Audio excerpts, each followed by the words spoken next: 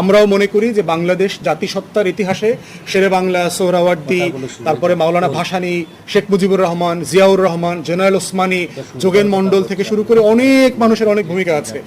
জাতির জনকে নির্বাচন হয়েছে নাকি? শেখ মুজিব জাতির জনক, এটা কি রেফারেন্ডাম হয়েছে? তো উপদেষ্টা নাহিদ যে কথাটা বলেছে অ্যাবসলিউটলি রাইট কথা। এটা আমরা গত 4-5 বছর থেকে বলে আসতেছি। একজন ব্যক্তি কখনো দেশের স্রষ্টা হইতে পারে না।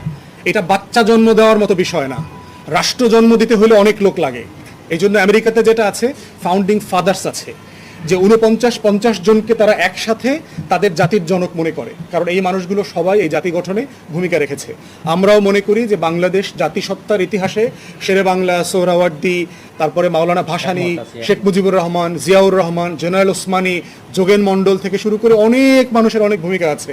আবুল হাশেম, তারপরে মাওলানা আব্দুর রশিদ তর্কবাগীশ, আল্লামা শামসুল আলম সাহেব, এই সবগুলো মানুষের অবদান স্বীকার করতে হবে। এই প্রত্যেকটা মানুষকে আমরা